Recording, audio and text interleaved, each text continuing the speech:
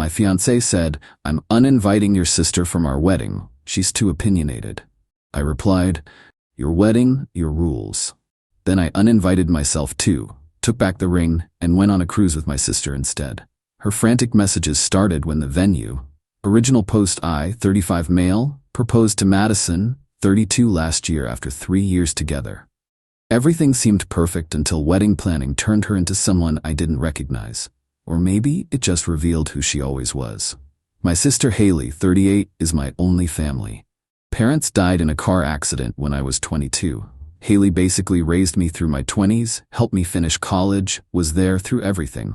She's direct, honest, sometimes blunt, but always has my back. Madison never loved that about her. The wedding was set for next month. Madison's family was handling most of the planning since they insisted on this massive 250-person event. I was paying for about 60% of it though, roughly $45 of my savings. The venue alone was $15, already paid in full. Last Tuesday, Madison sat me down with her wedding coordinator face on. "Madison, we need to talk about Haley." "What about her?" "Madison, she's been really difficult during planning. Always has opinions about everything.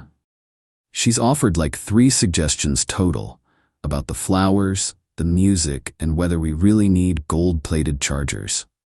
Exactly. It's not her wedding. And at the rehearsal dinner planning, she actually questioned why we need a 7-course meal. Because we don't, it's $200 per person for 80 people. That's not the point, Derek. She makes me uncomfortable. She judges everything. That look she gives me. What look? Like I'm not good enough for you, like she's waiting for me to mess up. I sat there processing this. Haley had mentioned privately that Madison seemed to be going overboard, but she'd been nothing but supportive to Madison's face. "Madison, I've made a decision. She's uninvited from the wedding." I actually laughed. Thought it was a weird joke. "That's funny. I'm serious. My wedding, my choice. She can watch the live stream. Madison, she's my only family. She's supposed to walk me down the aisle since my parents can't." "Madison, your cousin Brad can do it. I've met Brad twice in my life." "This is about our future, Derek. I need you to support me. She makes me anxious on what should be the happiest day of my life." I stared at this woman I thought I knew, really looked at her. "You know what? You're absolutely right." Brightening up. "Really? Thank you, baby. I knew you'd understand. Your wedding, your rules." "Our wedding, silly." "No, apparently it's yours. And since it's your wedding, you don't need me there either." Her face went through about 6 expressions in 3 seconds. "What are you talking about?" Standing up. "I'm uninviting myself from your wedding." "Derek, don't be dramatic." "Me, I'm not. You want a wedding without my family? Have at it." I walked to our bedroom, opened the safe, and pulled out the ring box with the receipt. Following me. "What are you doing?" "Me taking back my grandmother's ring. Your wedding, your ring to provide." "You're being ridiculous. It's just one person. The one person who's been my rock since I was 22. The one person who helped me become someone worth marrying." "But sure, just one person." "Fine, she can come." "God, I didn't know you'd throw a tantrum." "Nope, too late. You showed me who you are. Someone who'd isolate me from my family because they ask reasonable questions about spending." Packed a bag while she alternated between yelling and crying. Her mom called within an hour. Then her dad. Then her sister. My phone blew up. Went straight to Haley's place. She opened the door, took one look at my face and bag, and just hugged me. "Haley, wanna tell me what happened?" Told her everything. That woman. I knew something was off when she insisted on a chocolate fountain that cost $2,500. "I need a vacation." "Funny you mention that. Remember that cruise I booked for next month? My friend just canceled. Wanna be my plus one?" The cruise was the same week as the wedding. Perfect. Update 1. 3 days later, Madison's entitlement escalated fast. First came the reasonable texts. "Can we please talk like adults? You're overreacting. Don't throw away 3 years over one disagreement." Then the manipulation. "I can't sleep. You've ruined everything. How could you do this to me?" Then the threats. "If you don't come back, I'm keeping the deposits. I'll sue you for emotional distress. You'll regret this." I only responded once. "Per our discussion, it's your wedding. Handle it however you want. But here's where it gets good. Madison's dad, Richard, called me Thursday morning. Richard, son, what's this about you abandoning my daughter? And I didn't abandon anyone. She uninvited my only family from the wedding. I uninvited myself. That's absurd. You don't cancel a wedding over one guest. I agree. That's why I couldn't believe Madison would uninvite my sister over her asking if we really needed chocolate swans. Chocolate swans. The $3,000 chocolate sculpture she ordered last week. Didn't she tell you? Silence. How much have you paid for this wedding, Derek? About $45 so far. 45. She told us you were contributing a little. Me, I have receipts if you need them. That won't be. Madison said the wedding was mostly paid for by us. You paid for her dress and the flowers, about $8 total. I have all the contracts and payment confirmations. Long silence. I need to call you back. Next call came from Madison, screaming. Apparently Richard was being unreasonable and taking your side and ruining her special day. You turned my father against me. Me, I told him the truth. Nothing more. We had an arrangement. You pay for the wedding, they don't need to know. What arrangement? When did I agree to secretly fund your dream wedding while you lied to your parents? It was implied. You make more money. And you make financial decisions unilaterally, like uninviting family members from events they're paying for. Fine. The wedding is off, but I'm keeping all the deposits since you ruined everything. Me. The contracts are in my name. The venue, catering, photographer, all in my name because I paid. That's financial abuse. It's called protecting my assets, something Haley suggested actually. Smart woman, my sister. She hung up, got an email from her that night. A formal demand for $75,000 for wedding-related emotional distress and lost deposits. Yeah, she wanted me to pay her for the privilege of being dumped. Forwarded it to my lawyer buddy. He laughed for 5 straight minutes. Update 2, 1 week later. The entitlement went nuclear. Madison changed the narrative on social media. According to her posts, I was a narcissistic abuser who isolated her from her support system and controlled her with money. She claimed I canceled the wedding because she stood up to my toxic sister's bullying. The comments were split. Her friends rallied around her. Mutual friends who knew Haley were confused. Then Madison made a critical error. She posted, "After everything I sacrificed for him, Derek refuses to even cover the deposits for the wedding he insisted on." Haley commented, "The wedding with the $3,000 chocolate sculpture? The one where you uninvited his only family? That wedding?" Madison deleted it, but screenshots were already circulating. Her mom, Patricia, called next. "Patricia, Derek, we need to discuss the financial situation." Me, "There's nothing to discuss." Madison says you're refusing to pay the vendors. Me, "I'm canceling the contracts that are in my name. She's welcome to rebook them herself. But the deposits are being returned to me minus cancellation fees. Most vendors have been understanding given the circumstances." Understanding? I explained the bride uninvited my only family and I'm no longer getting married. Several offered partial refunds out of sympathy. That's private family business. Me, so was the $45 I spent apparently. Then came the twist. Madison showed up at my office Thursday. Security called up and I reluctantly agreed to meet her in the lobby. She looked rough, hair unwashed, no makeup, yoga pants. The Madison I knew would never leave the house like this. Madison, "Derek, please, I'm sorry about Haley. She can come. She can be in the wedding party." Me, "There is no wedding." "Don't say that. We can fix this." "You told your parents I was financially abusing you." "I was hurt. I didn't mean it. You demanded $75,000 for emotional distress." "I was angry. Please, the venue won't refund without your signature. It's $15,000. "I know. I already got the refund, minus the $2,000 cancellation fee." Her face went pale. You got the money?" "Yesterday, the venue was very understanding when I explained the situation." "Madison, but that was our money." "Me, no, it was my money that I was going to spend on our wedding. No wedding, my money." She actually stomped her foot like a toddler. "You can't do this. I already told everyone. The invitations went out." "Then untell them. Your wedding, your problem." Security started approaching. Madison grabbed my arm. I'll sue you. Breach of promise. You proposed. And you accepted. Then you uninvited my family. Contract void due to your breach of the implied covenant of good faith. My lawyer buddy prepped me for that line. Her face was priceless. Madison, I hate you. Me, okay. Security escorted her out. She screamed the whole way about true love and second chances. Update 3. 2 weeks later, the extinction burst, yes, I learned the term, was spectacular. Madison tried everything. 1. Sent her brother Trent to talk sense into me. Trent basically threatened to kick my ass if I didn't man up. I recorded the whole thing and sent it to my lawyer. Trent backpedaled real quick when he got a cease and desist letter. 2. Created fake Instagram accounts to message me about karma and how I'd die alone. Haley responded to each one with vacation cruise brochures and looks fun, we'll think of you. 3. Tried to get me fired by calling my company claiming I was emotionally unstable and threatening self-harm. HR did a welfare check, found me planning cruise excursions with Haley during lunch and flagged Madison's number as harassment. 4. The masterpiece. She white-dressed showed up at my apartment at 2 a.m. Sunday, drunk with her friend Ashley. Rang the doorbell nonstop.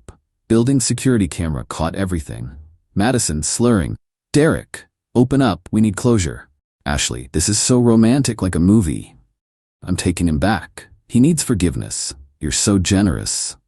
Cops arrived. Madison tried to claim she lived there. Cops asked for ID. Address didn't match. She then claimed we were basically married, so it was her home too. Cops were not impressed. Got a call at 3 a.m. from the station. Did I want to press charges for harassment? Has she learned her lesson? I asked. She's demanding we arrest you for theft of wedding deposits, the officer said, sounding tired. Then no, she hasn't. Yes, I'd like to press charges. Madison spent the night in holding. Richard bailed her out Monday morning and called me immediately. Richard, was that necessary? Was showing up drunk at 2 a.m. necessary? She's heartbroken. She's harassing me. This is the 4th incident in 2 weeks. 4th? Sent him the cease and desist letter his son got, the HR complaint, and the Instagram harassment screenshots. Jesus Christ. I had no idea. She needs help, Richard. Professional help. I'm starting to see that.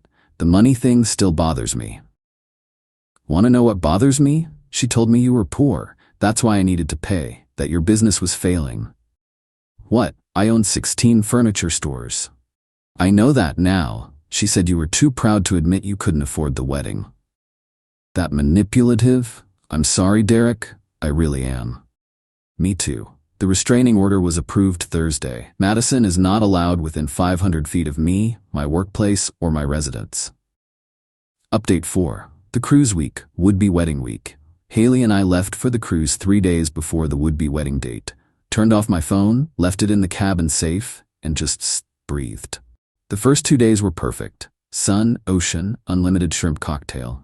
Haley and I did dorky tourist things. Towel animals, formal night photos, trivia contests. She won a ship trophy for naming the most Hitchcock films. I killed it at pool volleyball. Day 3, Haley's phone exploded. She'd forgotten to turn off notifications. Haley, you need to see this. Madison had gone ahead with the wedding. Yeah, you read that right. Without a groom, without a venue, without catering. She showed up at her parents' house in her wedding dress, claimed I was running late, and had a complete breakdown when guests started realizing there was no actual wedding. Her cousin live-streamed parts of it. Madison in her dress, insisting everyone wait for me. Patricia trying to explain to 150 confused guests. Richard on the phone with the venue confirming it was canceled weeks ago. Madison screaming that I stole her wedding. The moment she admitted she uninvited Haley and I left her. Her uncle saying, "So you're telling me Derek paid for everything and you uninvited his sister?" Madison throwing her bouquet at him. The live stream went semi-viral in our city. Someone added commentary like a sports broadcaster, and Madison steps up to the altar alone, bold strategy cotton, let's see if it pays off. The crowd is confused, looking around for the groom who's currently on a cruise ship. Oh, Uncle Robert with the truth bomb. Madison's defense crumbles. Haley and I watched it from the ship's bar. The bartender saw us laughing and asked what was funny. Haley showed him. He comped our drinks and said, "That man dodged a torpedo." But the best part? Madison's friend Ashley posted in the comments. For everyone asking, yes, she really thought he'd show up. She said he'd never miss it because he loved her too much. She made us all wait 2 hours. Someone replied, "Girl, he's literally on a boat." We know that now. The ship's internet was sketchy, but I managed to check my email once. 17 messages from Madison's family and friends. Didn't read them. Did see one from Richard, though. "Derek, I'm appalled. She needs professional help. I've insisted on therapy or she's cut off financially. Your lawyer has my contact info for anything you need. Enjoy your vacation. You deserve it." Final update. 2 months later, life's been quiet, peaceful, drama-free. Madison tried one more stunt about 3 weeks after the cruise, claimed she was pregnant, demanded I do the right thing. I immediately requested a paternity test through my lawyer. She backpedaled so fast she left skid marks, claiming she misunderstood the test results and it was a false positive. There was no test. She was never pregnant. Richard personally apologized again and mentioned Madison's now in intensive therapy. Apparently the therapist's early assessment included terms like narcissistic tendencies and delusional entitlement. He's covering the therapy but cut off her access to money otherwise.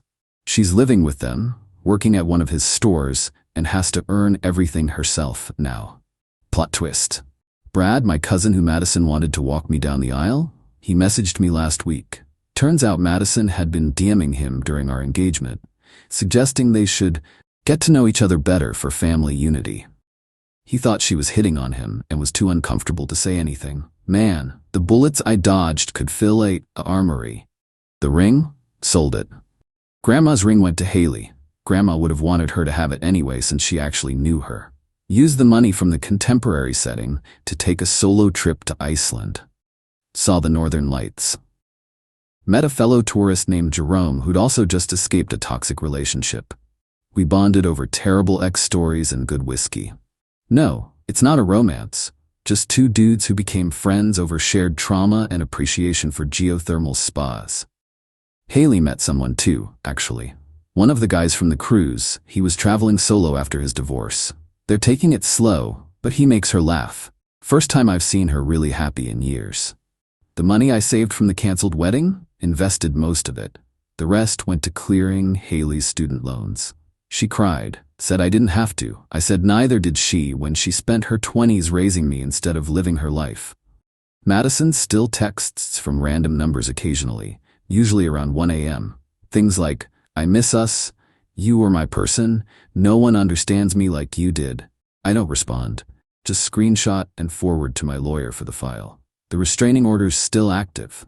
Last week, a mutual friend mentioned Madison's been telling people I was the one who got away and that she learned so much from our relationship.